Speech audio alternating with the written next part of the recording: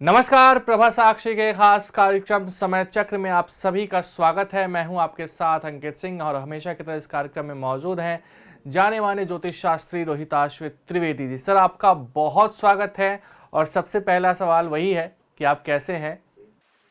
माँ इच्छा से आनंद में हूँ। आशा करता हूँ आप प्रभा साक्षी के हमारे सारे मित्रगण और हमारे सारे हम्म, श्रोतागण भी इस त्योहारों के उत्सव में आनंद को अनुभव कर रहे होंगे। बिल्कुल सर। आपने जिक्र कर ही दिया कि त्योहारों का मौसम चल रहा है और ऐसे में अगर देखा जाए तो लोकतंत्र का भी बड़ा त्योहार जो होता है चुनाव, वो भी 5 राज्यों में चल रहे हैं। पहला सवाल यही है कि इन 5 राज्यों में क्या होगा और इन चुनावों के बाद जो राष्ट्रीय राजनीति का समीकरण है वो कितना बदलने वाला है?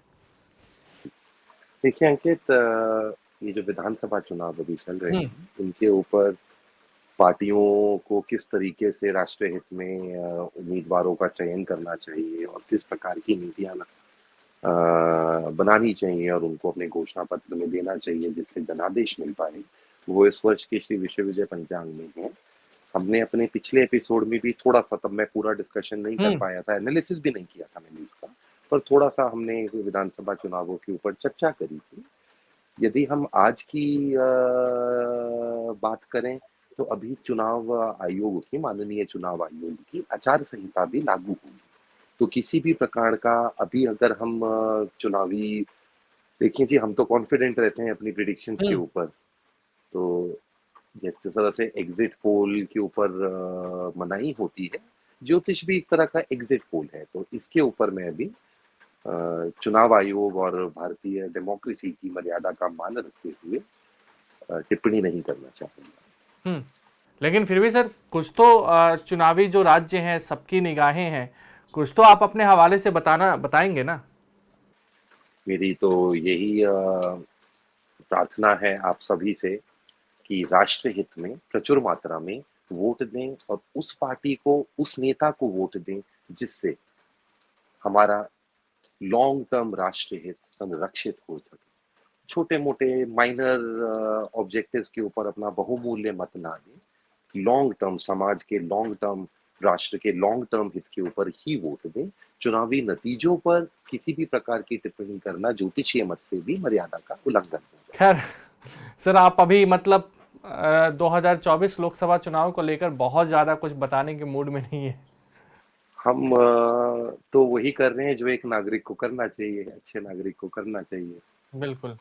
लेकिन सर, इस इन चुनावों का असर 2024 पे दिखेगा या फिर नहीं? 2024 के चुनाव लोकसभा के हैं, वो किसी और हम्म। मुद्दे पर एक अलग वेव के ऊपर लड़े जाएंगे। ये वेव जनवरी में जो अभी आरंभ चल रहे हैं होगी। वैसा नहीं होगा, वो दूसरा वेव होगा। बिल्कुल जी, ये वेव ही जनवरी, 10 जनवरी के पश्चात आरंभ होगी। अच्छा, नया वेव जो आएगा वो 10 जनवरी के पश्चात आएगा। जी। चलिए सर, अब आगे बढ़ते हैं। पिछली दफा हम लोगों ने संजय सिंह और आम आदमी पार्टी को लेकर चर्चा किया था, लेकिन आपने उस समय भी जो बात कही थी उसको फिर से मैं सोच रहा हूं कि एक बार आप फिर रिपीट कर दें। केजरीवाल का भविष्य क्या होगा, क्योंकि ईडी की ओर से तो समन भेजा जा चुका है और उन्होंने, हालांकि अब तक वो गए नहीं है, लेकिन उनका भविष्य यहाँ से किस ओर जाता दिख रहा है। और जो चर्चाएं चल रही हैं कि जो केजरीवाल की वाइफ है सुनीता केजरीवाल, वो सीएम बन सकती है, ऐसा भाजपा कह रही है। तो क्या कुछ इस तरह के भी ज्योतिषीय जो अनुमान है कुछ इस तरह के हैं? देखिए जी, श्रीमान अरविंद केजरीवाल जी का राजनीतिक जीवन तो हम पहले भी कई बार कह चुके हैं। अगस्त अक्टूबर 2026 आते आते हम्म। उसके सूर्य का अस्त हो जाएगा राजनीतिक जीवन के, समाप्त हो जाएगा राजनीतिक जीवन। ये उसी श्रृंखला की यहाँ से शुरुआत हो चुकी है। यहाँ नहीं लगता मुझे कि अरविंद केजरीवाल जी को कोई राहत मिल पाएगी। प्रश्न का जो दूसरा हिस्सा है, देखिए जी, अभी कुछ समय पहले टीवी पे कोई एक सीरीज आई थी, बड़ी देखी थी मैंने, अच्छी सीरीज थी। उसमें एक बाहुबली राजनेता का दिखाया गया था कि वो जेल हो जाती है, फिर उनको कुछ बीमार हो जाते हैं, कुछ होता है, फिर उनकी धर्म पत्नी जी को सीएम बना दिया जाता है, फिर वो ठीक हो जाते हैं। और जब वो ठीक होते हैं तब पाते हैं कि अब धर्म पत्नी जी ही सीएम है और सत्ता भी हाथ से चली जाती है, पावर भी हाथ से चली जाती है। ऐसा अरविंद केजरीवाल जी नहीं करेंगे, वो समझते हैं। राबड़ी वर्जन 2 पॉसिबल नहीं है। श्रीमान केजरीवाल जी ही ऐसा नहीं करेंगे, ऐसा नहीं चाहेंगे। ये ज्योतिषीय है। लेकिन सर इससे पहले दूसरा हम लोगों ने, जी, मैं दूसरा पूछूं? एक हाँ जी, बोलिए। इससे पहले आपने कहा था कि आम आदमी पार्टी अब पंजाब से चलेगी, तो जी, फिर उसमें अब कितना इंतजार बचा हुआ है? मैं उसी के ऊपर आ रहा था। दूसरा इसमें जो एक इम्पोर्टेंट टेंजेंट है, एस्पेक्ट है, वो ये है, यदि श्रीमान अरविंद केजरीवाल जी का कद आम आदमी पार्टी में किसी भी कारणवश कम हो जाता है, तो सर्वे सर्वा आम आदमी पार्टी के कौन है? आपका पिछला अंक में ये प्रश्न था। आम आदमी पार्टी के सर्वे सर्वा अब माननीय मुख्यमंत्री पंजाब आगामी समय में होते हुए दृश्य हो रहे हैं। बिल्कुल। अ, अब सर अब अपने अगले सवाल की ओर बढ़ते हैं, और कहीं न कहीं पिछले 2-3 दिनों में देखा जाए, तो बिहार के मुख्यमंत्री नीतीश कुमार लगातार चर्चाओं में हैं, हालाँकि पॉजिटिव वजह से नहीं। 2024 को लेकर उन्हें प्रधानमंत्री का दावेदार बताया जा रहा था, लेकिन जिस तरीके से उन्होंने बयान दिया और जिस तरीके से उनकी राजनीति है, उसको लेकर नीतीश कुमार के आगामी जो सियासी करियर है, उसको लेकर क्या संकेत मिल रहे हैं? अनेक वर्षों पूर्व शनि के एक विचित्र गोचर ने श्रीमान नीतीश कुमार जी के राजनीतिक जीवन की शुरुआत करी थी और एक महत्वपूर्ण जंप मिला था। उसी सीक्वेंस में उनकी करंट राजनीतिक परिस्थिति, राजनीतिक पद, राजनीतिक जीवन की अंतिम पारी थी। वो 2024 के महागठबंधन में या चुनाव में क्या करेंगे, क्या नहीं करेंगे, मुझे तो ये भी नहीं लगता कि वो बिहार में भी महत्वपूर्ण राजनेता इसके बाद रह पाएंगे। जैसे सुश्री मायावती जी पीछे चली गई पॉलिटिक्स में अनेक कारणों से, अपने कारणों हुँ। से, है ना? अब नीतीश जी हो जाएंगे। तो जदयू का क्या होगा? और क्या तेजस्वी यादव को लेकर कोई संकेत हैं? दो प्रश्न हैं यहाँ पे। इसमें जदयू का क्या होगा, वही हुआ जो बहुजन समाज पार्टी का हुआ। तेजस्वी जी आरजेडी में क्या कर पाएंगे, क्या नहीं कर पाएंगे, ये अभी हम प्रश्न छोड़ देते हैं शरद पवार जी के लिए। उन्हें विचार करने दीजिए। इस प्रश्न का हम उत्तर देते हैं तो शरद पवार जी को थोड़ा बेनिफिट हो जाएगा। Let him not get this undue advantage. Bihar का सवाल आपने महाराष्ट्र से जोड़ दिया सर। ताना बाना जुड़ा है सर। इंडी गठबंधन क्या कहते हैं, इंडी अलायंस जुड़ा है हाँ। सर। इसका बटन और दिल्ली में था, जो अब पंजाब हुँ। चला जाएगा। वो बटन दबेगा, अलायंस टूट जाएगा और दीदी खुश होंगी। क्या ममता बनर्जी चाहती हैं कि अलायंस से वो अलग हों, या कोई और नेता चाहता है? मेरे अनुसार, ज्योतिषी मत अनुसार, जो मैंने सुश्री ममता बनर्जी का अध्ययन किया है, ज्योतिषी अध्ययन करा है, जो पश्चिम बंगाल की राजनीतिक परिस्थिति ज्योतिषीय मत से संकेत दे रही है, हुँ। ममता बनर्जी के लिए अच्छा होगा कि इंडी गठबंधन टूट जाए। और अभी हमने जो भविष्य फल कुछ आने वाले समय का देखा कि पंजाब और कि महाराष्ट्र और बिहार के तार जुड़ेंगे, हलचल दिल्ली में होगी, पर दिल्ली का हुँ। बटन पंजाब में होगा जो दबा दिया जाएगा, जिससे दीदी प्रसन्न होंगी। उनके लिए अच्छा है, उनके अपने राजनीतिक इक्वेशंस के लिए ये अच्छा है। लेकिन सर चूँकि हम लोग अभी इंडी गठबंधन पे बात कर रहे हैं, तो विपक्षी एकता और विपक्षी नेताओं की ओर से इस पर लगातार ये कहा जा रहा है कि जब ये असेंबलीज़ चुनाव खत्म हो जाएँगे, तब इंडिया गठबंधन पर नए सिरे से बातचीत होगी। तो क्या तब तक इंडिया गठबंधन रहेगा? तो मैंने कहा था 10 जनवरी नया पैटर्न शुरू होएगा, वहां नया पैटर्न शुरू होएगा। हुँ। उसके ऊपर इंडी गठबंधन अपना चुनावी मत रखेगा, अपनी चुनावी पिच रखेगा। फिर शिवरात्रि आएगी, शिवरात्रि के बाद होली आएगी, और शिवरात्रि और होली के बीच में कुछ होगा। और आचार संहिता भी लग सकता है। देखिए सर।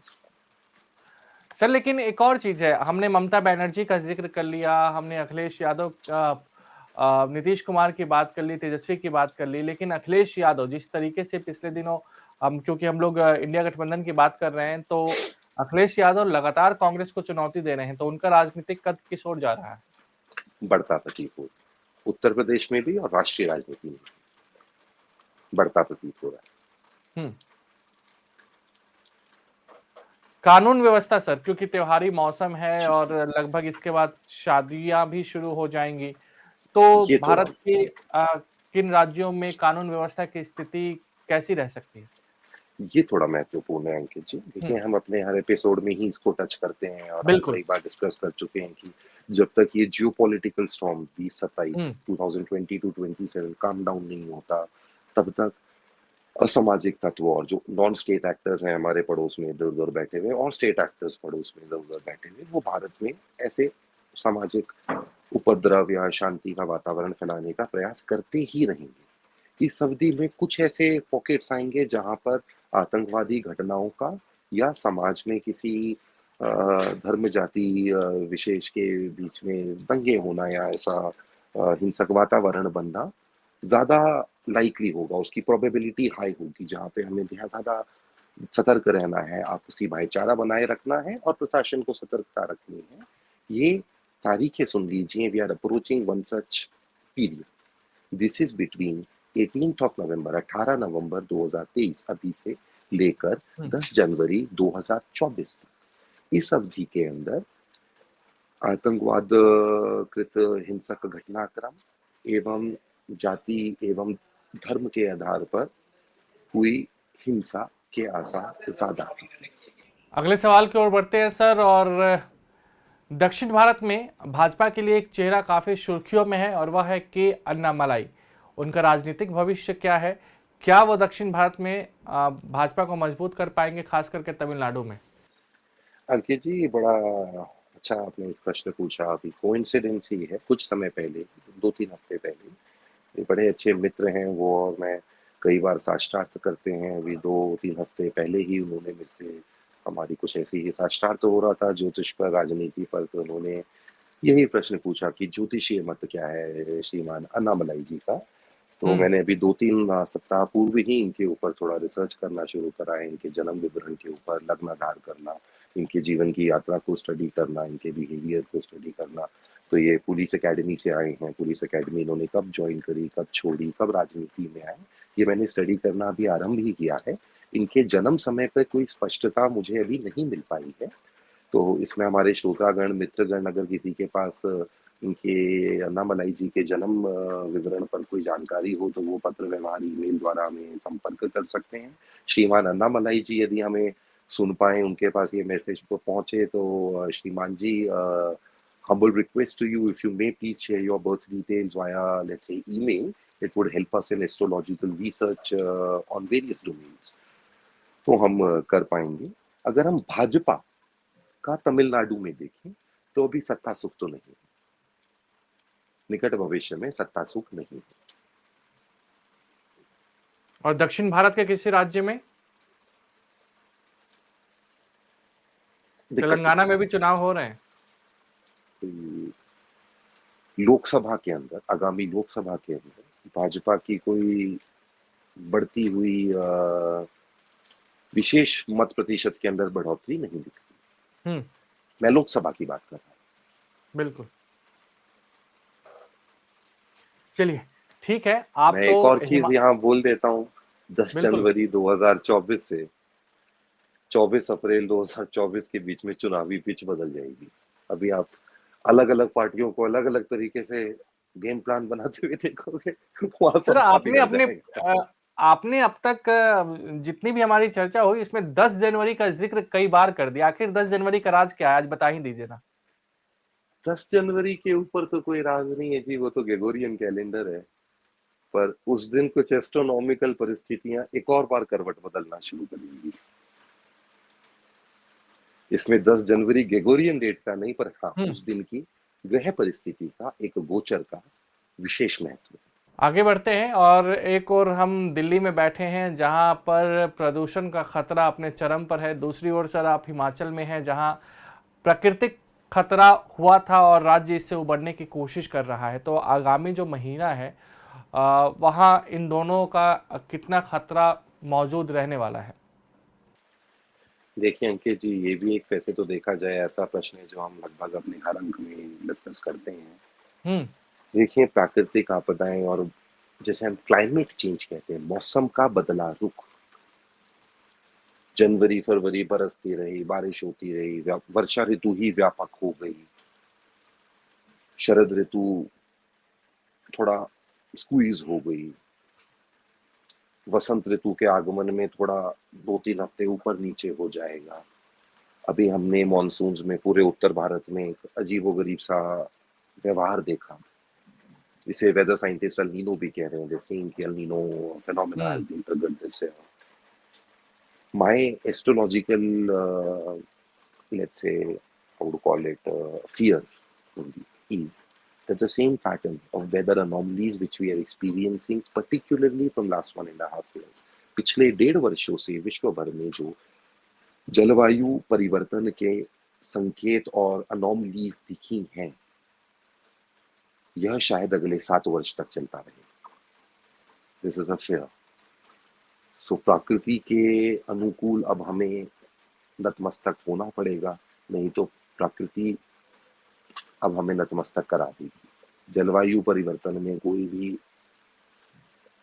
शुभ योग या बढ़िया होते हुए नहीं दिख रहा, बद से बदतर मर्फीज होता जाएगा, होता जाएगा। यहाँ पे हम सबको ध्यान देना है कि हम सबको अपने एक पर्यावरण, इकोलॉजिकल, जियोलॉजिकल फ्रेंडली जीवन शैली के अंदर आए, को अपनाएं।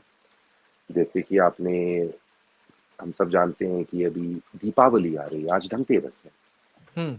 आप सबको धनतेरस की शुभकामनाएं। अब दीपावली आ रही है, हमारा एक प्रमुख त्योहार है। देखें जी, दीपावली इतना बड़ा त्योहार क्यों है? कितना बड़ा त्योहार है, इसकी परिकल्पना कीजिए।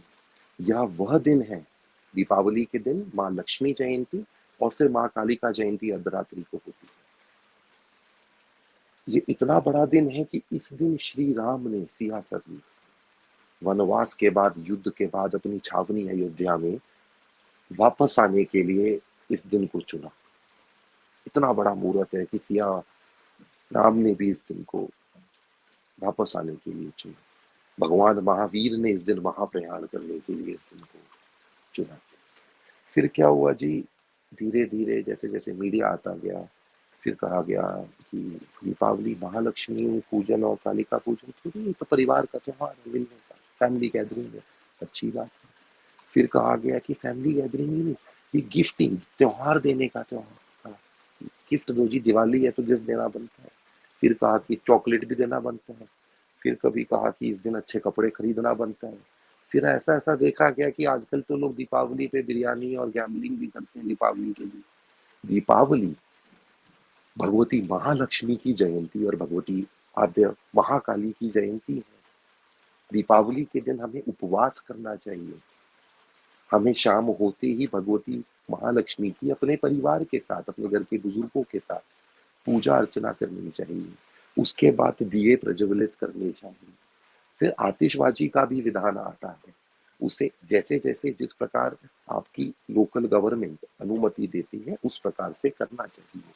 ध्यान दें, आतिशबाजी का भी समय है, लक्ष्मी पूजन के बाद और कालिका पूजन से पहले, शाम से हम्म। आधी रात के बीच में। फिर हम अपना उपवास खोलते हैं और आधी रात को माँ कालिका जयंती को उत्सव के रूप में मनाते हैं। उसके बाद अर्धरात्रि, दीपावली अर्धरात्रि। अर्धरात्रि क्या हुई? Sunrise minus sunset. वो सिंपल आप अपनी ज्योग्राफी में कैलकुलेट कर सकते हैं, जो बिल्कुल मिडनाइट हुई। अर्धरात्रि का जो समय होता है, वो जप तप साधना मेडिटेशन के लिए साल का सर्वोत्तम मुहूर्त होता है। तब आप आधा एक घंटा बैठकर कम से कम जप तप करें। ये होगा दीपावली को वैदिक रूप से मनाना। बॉलीवुड मीडिया कहेगा ऐसे मनाओ वैसे मनाओ, उसके लिए साल में 350 दिन है। जो ये 10 15 20 हमारे प्रमुख त्योहार हैं, इनको वैसे मनाओ जैसे वेद कहते हैं, तब आप सनातन धर्मी हो।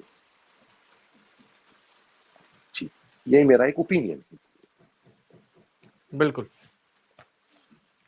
क्योंकि सर हमने प्रदूषण और प्राकृतिक खतरे की बात कर ली, कानून व्यवस्था की बात कर ली, कई राज्यों में डेंगू का खतरा है, तो क्या इस महीने या आगामी समय में कोई बड़ा स्वास्थ्य चुनौती एक बार फिर से हम सबके सामने आ सकता है? नहीं, ऐसे आसार नहीं लग रहे। प्राकृतिक प्रकोप के आसार। नए साल से पहले कोई बड़ी घटना? भारत में हाँ। नहीं, भारत में नहीं। हाँ सर, भारत में। भारत में नहीं है? भारत में नहीं है।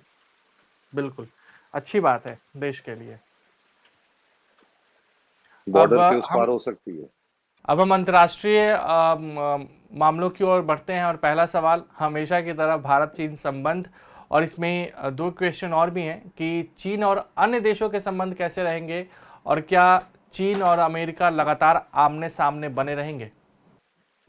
पहले तो इसमें भारत और चीन के जो संबंध हैं वो अभी से 18 नवंबर से ऑनवर्ड्स हमें सतर्क रहना है। अपने बॉर्डर पर हमने सतर्क रहना है। हम्म। चीन दुस्साहस कर सकता है। दुस्साहस करे तो हमें एस्केलेट एस्केलेट प्रत्युत्तर देना है। विजय हमारी ही होगी, पर ध्यान रखना है यहाँ इन तारीखों पर चीन दुस्साहस कर सकता है। आमतौर पे माना जाता है कि बर्फ में नहीं होगा, पासेस में बर्फ पड़ जाती है। ज्योतिषीय संकेत हैं कि दुस्साहस हो सकता है, तो बर्फीली चोटियों पर भी ध्यान रखना है।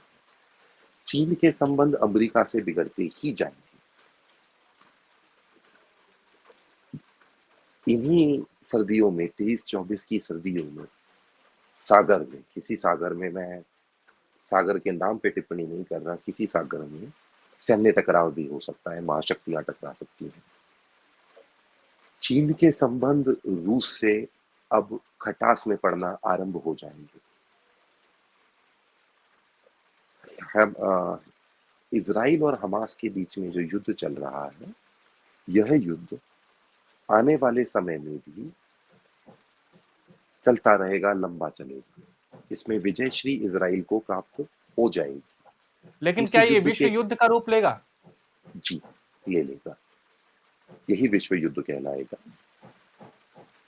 इसी युद्ध के कारण आने वाले समय में, मैं यहाँ पे थोड़ा तारीखों के ऊपर टिप्पणी नहीं करना चाहूंगा, सल्तनतें गिर जाएंगी। मोनार्कीज, सल्तनतें गिर जाएंगी। कू हो जाएगा कहीं पर।